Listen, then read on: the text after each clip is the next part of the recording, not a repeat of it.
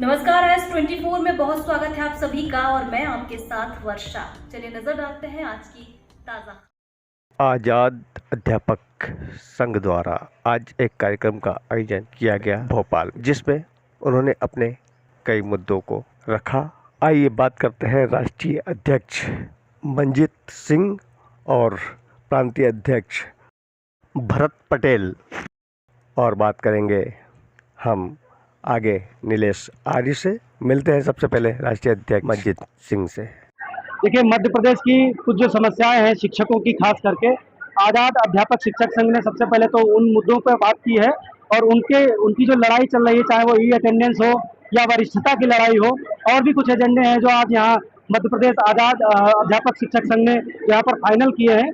तो उनके लिए उनका एक चार्टर बनाया गया है, पूरे वर्ष भर का आंदोलनों का एक चार्टर तैयार किया गया है। उस पर बात होगी, उस पर लड़ाई होगी। इसके साथ साथ चूंकि आज आजाद अध्यापक शिक्षक संघ के साथ साथ all India NPS employees federation के राष्ट्रीय अध्यक्ष होने के नाते पुरानी पेंशन बहाली और जो पे कमीशन का सबसे बड़ा मुद्दा इस समय पूरे देश के 98.5 लाख कर्मचारियों के साथ जो जुड़ा हुआ है, उस पर बात की गई है। 9 नवंबर को देश की राजधानी दिल्ली में पुरानी पेंशन बहाली को लेकर, पे कमीशन के गठन को लेकर के एक आंदोलन की रणनीति तैयार की गई है, रूपरेखा तैयार की गई है। उसमें आजाद अध्यापक शिक्षक संघ मध्य प्रदेश से पूरी ताकत के साथ यह ऐलान कर रहा है कि 9 नवंबर को दिल्ली कूच करेगा और इस लड़ाई को अंजाम तक पहुंचाएगा। ई अटेंडेंस को लेकर के बड़े भाई भरत भाई पटेल जी बोलेंगे इस पर। ये जो ई अटेंडेंस शिक्षक संघ को बर्दाश्त नहीं हो रहा।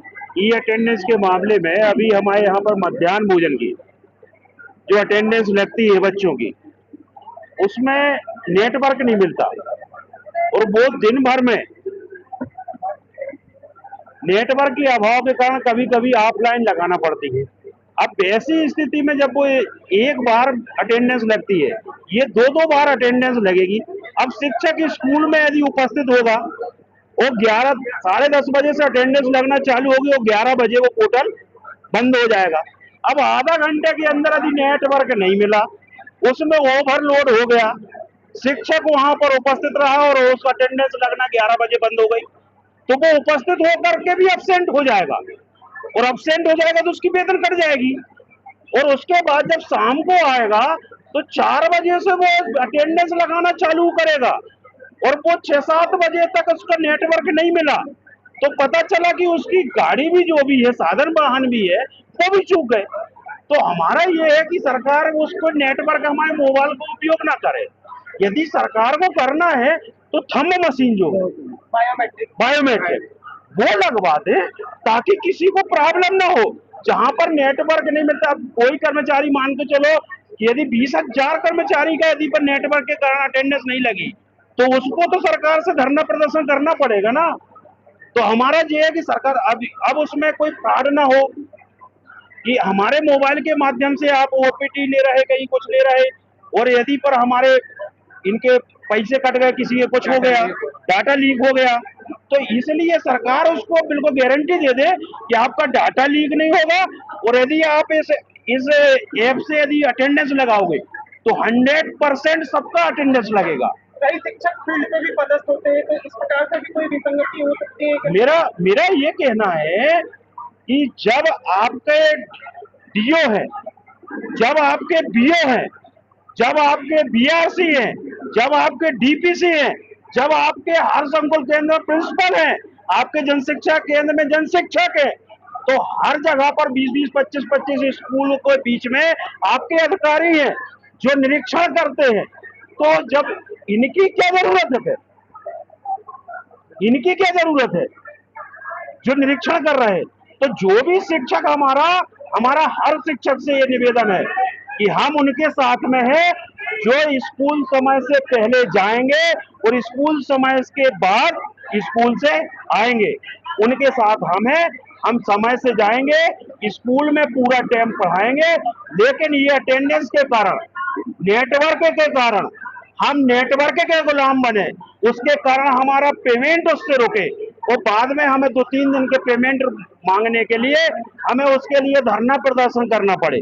हम ऐसी व्यवस्था का विरोध करते हैं। सरकार से चाहते कि ऐसी व्यवस्था लागू करे, गारंटेड व्यवस्था लागू करे कि 100% शिक्षकों की इससे वो उपस्थिति लगेगी। ये गारंटी यदि सरकार ले लेती है तो हम सभी लोग तैयार हैं। आज की विषय का मुख्य उद्देश्य यह था, सरकार द्वारा जो हम लोगों को ई अटेंडेंस के रूप में बाहर थोपा जा रहा है, आप तो थम की व्यवस्था कीजिए, हम थम लगाने तैयार हैं। अभी काफ़ी समय देखा गया है, बारिश के समय में नदी नाले चढ़ गए, है ना, सर्वर की परेशान हो सकते हैं, बहुत परेशान हो चुके हैं। गाड़ियाँ में जा रहे हैं, गाड़ियाँ। नीलेश जी, लगातार आजाद अध्यापक संघ एक बड़ा आंदोलन कर रहा है, एक बार फिर से एक बड़ी मुहिम छिड़ी हुई है। बिल्कुल, आंदोलन के लिए सरकार मजबूर कर रही है, इसलिए आंदोलन किया जा रहा है। हम लोग शासन के ही एक अंग है और हम लोग चाहते हैं कि बेहतर व्यवस्था हो, बहुत अच्छे से हम लोग शिक्षक के रूप में कार्य करें, शिक्षा दें, किंतु शासन हमें मजबूर कर दे रही है। हमारी प्रमुख रूप से मांग है, आज जो प्रांतीय बैठक है, ये सिर्फ प्रांतीय बैठक थी, प्रांतीय पदाधिकारी यहाँ पर उपस्थित हुए थे। आज जो प्लानिंग हुई है उसमें यह है कि मुख्य रूप से हम लोगों को नियुक्ति दिनांक से, सबसे बड़ी हमारी समस्या है कि हमारी सेवा अवधि की गणना नियुक्ति दिनांक से की जाए, जिसके कारण हमें लाखों रुपए का नुकसान हो रहा है। रिटायरमेंट पर ना तो ग्रेजुएटी का लाभ मिल पा रहा है, ना ही तो पेंशन का लाभ मिल पा रहा है।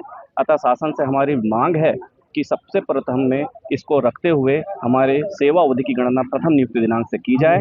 साथ ही ई अटेंडेंस को, दोषपूर्ण ई अटेंडेंस को दूर करके अगर व्यवस्था की जाती है तो हम लोग ई अटेंडेंस के लिए बिल्कुल तैयार हैं। हम लोग शिक्षक हैं और शिक्षा हित में, राष्ट्र हित में हम कार्य करने को निरंतर तैयार हैं।